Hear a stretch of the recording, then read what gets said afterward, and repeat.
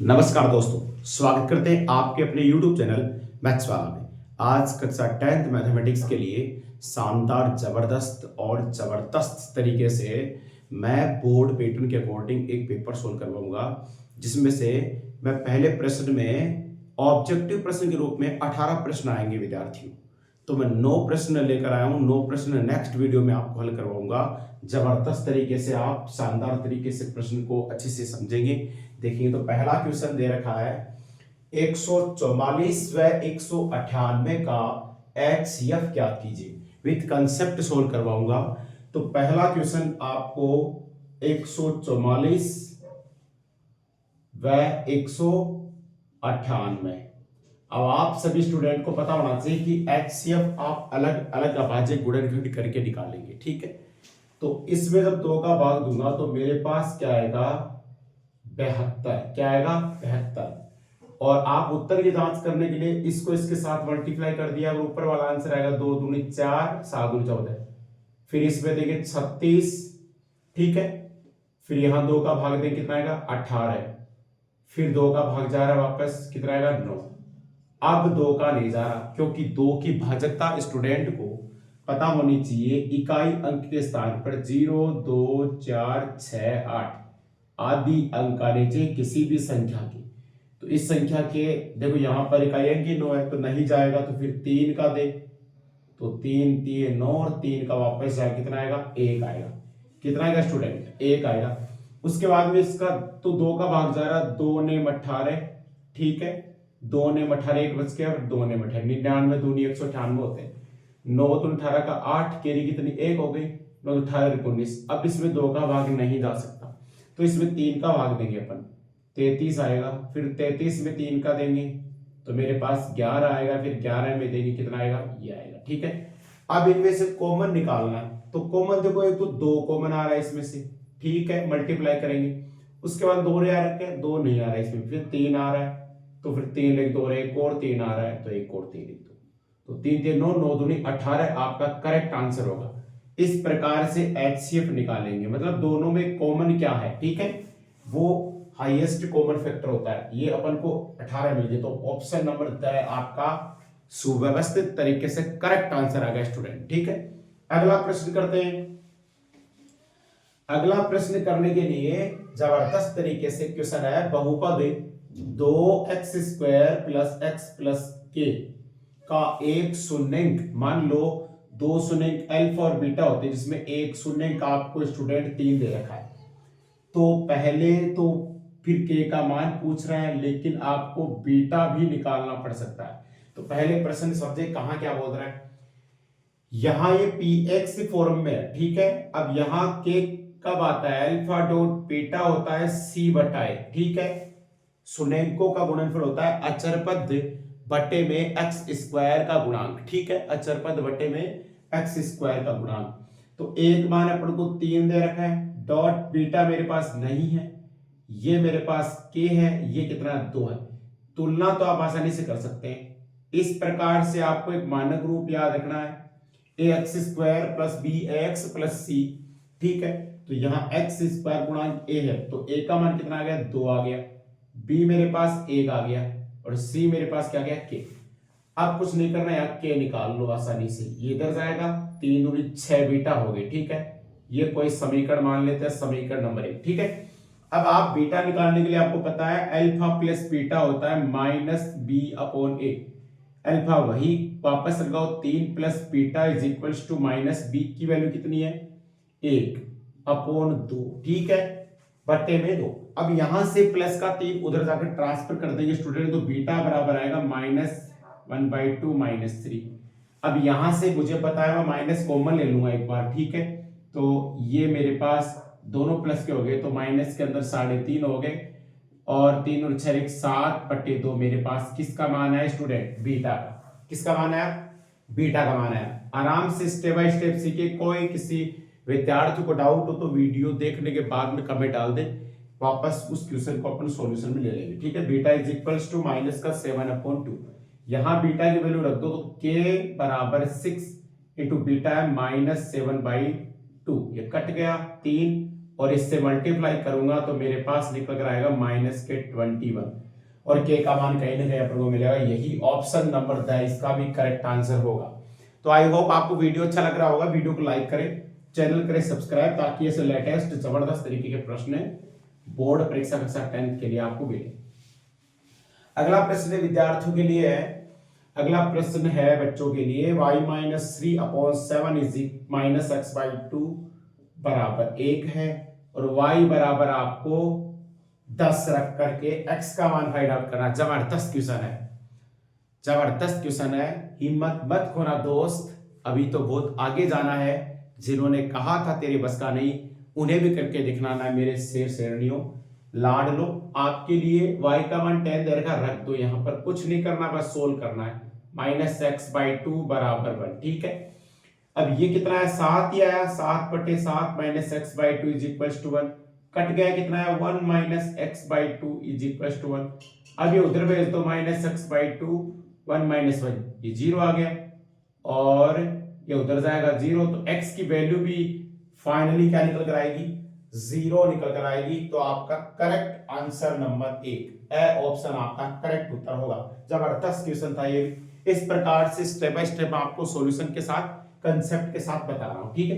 ये दो चरों वाले रैखिक युग्म समीकरण वाले चैप्टर से क्वेश्चन था।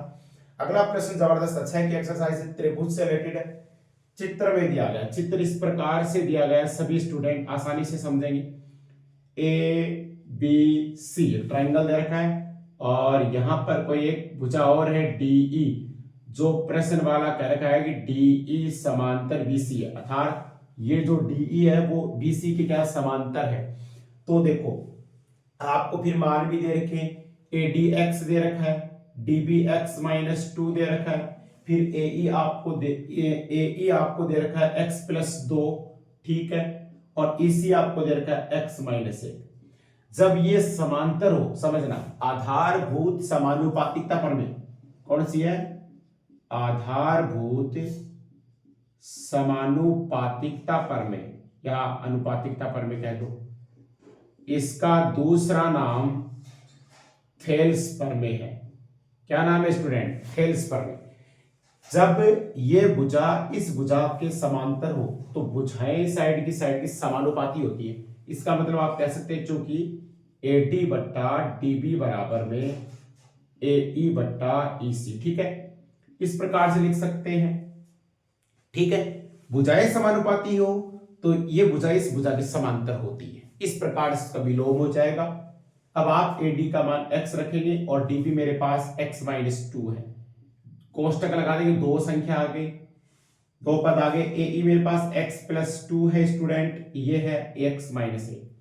अब वज्र गुणा कर देंगे, ये इसके साथ गुणा होगा, ये इसके साथ गुणा होगा, तो x-1 आएगा और स्टूडेंट ये आ जाएगा x+2 और x-2, ठीक है।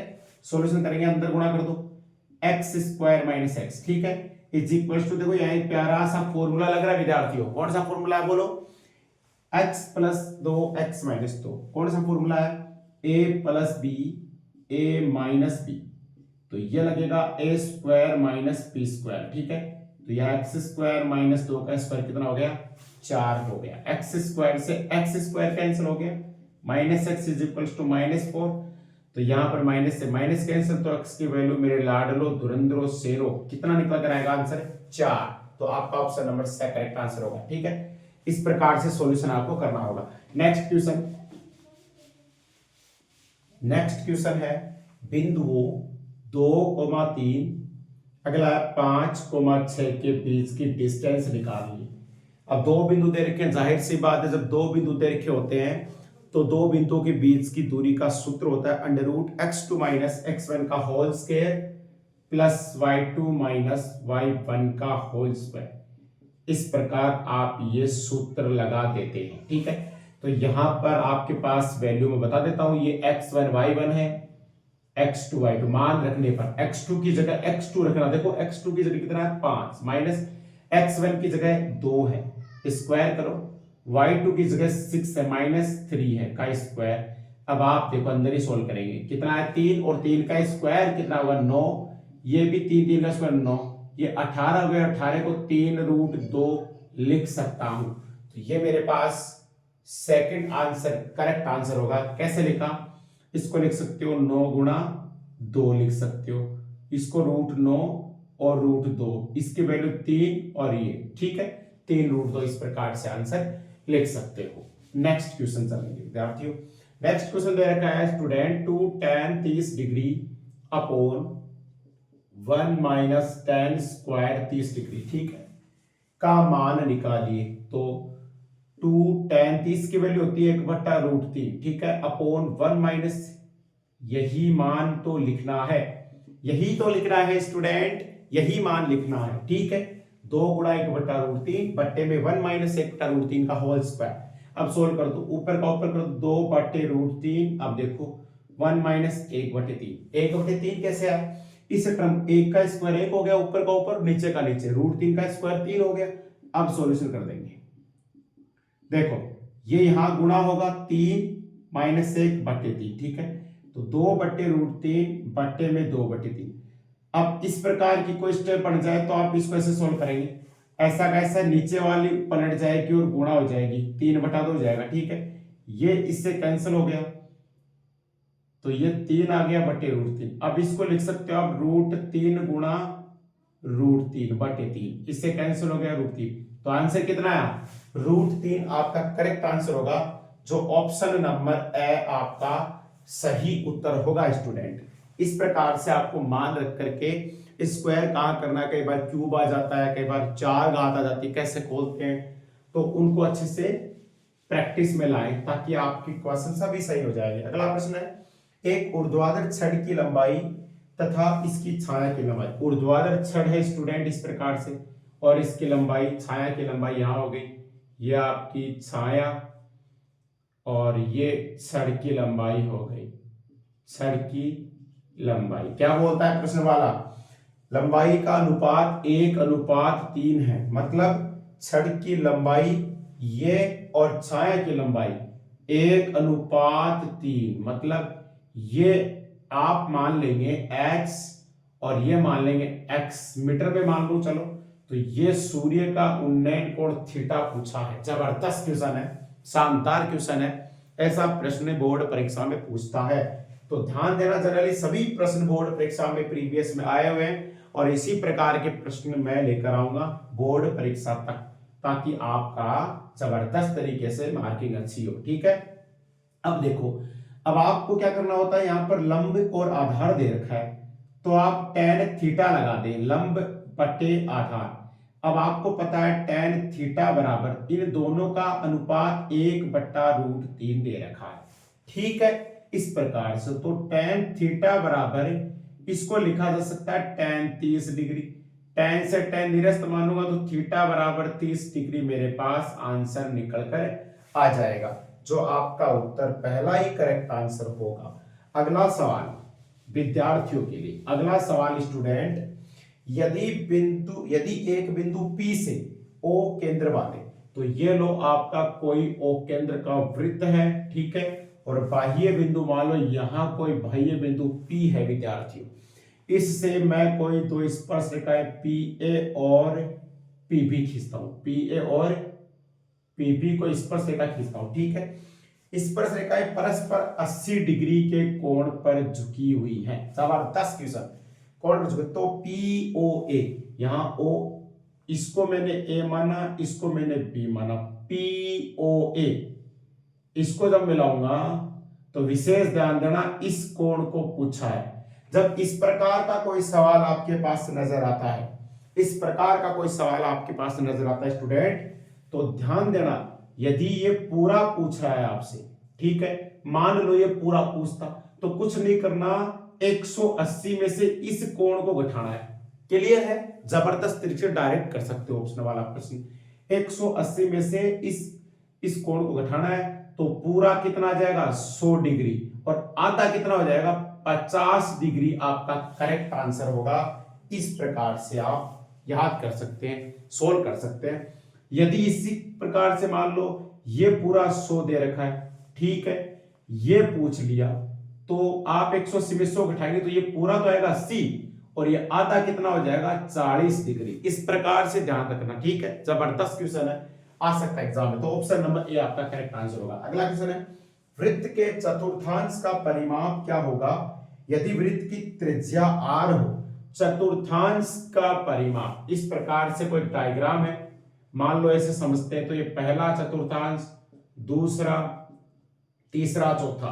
तो विशेष ध्यान दें, प्रत्येक चतुर्थांश के लिए केंद्र पर कोण कितना डिग्री का होगा, 90 डिग्री का। तो ये क्या बोलता है, चतुर्थांश का परिमाप पूछ लिया, तो ये त्रिज्या हो गई यहां से लेकर के यहां तक, और ये मान लो यहां से लेकर यहां तक एक त्रिज्या होगी, एक त्रिज्या और एक चाप, ये पूरा इसका परिमाप हो गया। P पैरामीटर मान लेता हूं चतुर्थांश का, 2r प्लस इसको L मानता हूं, L, तो 2r प्लस L होता है पाई r थीटा बटा 180 डिग्री। संगत चाप है ये, तो संगत चाप के लंबाई का सूत्र होता है 2 पाई r थीटा बटा 360 डिग्री।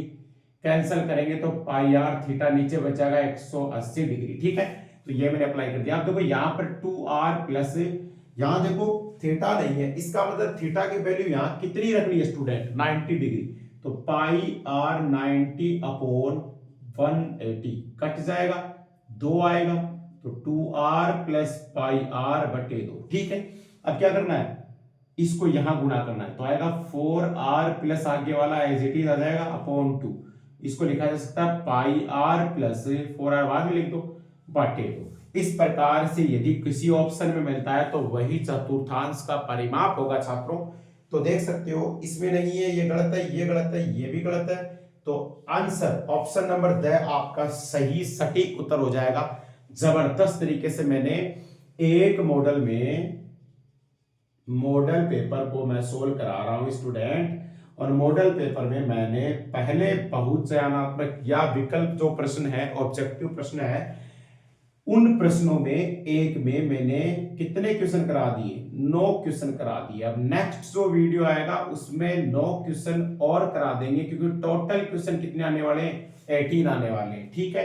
तो नए वीडियो का इंतजार करिए, तब तक आप इन सवालों को जबरदस्त तरीके से निकालिए।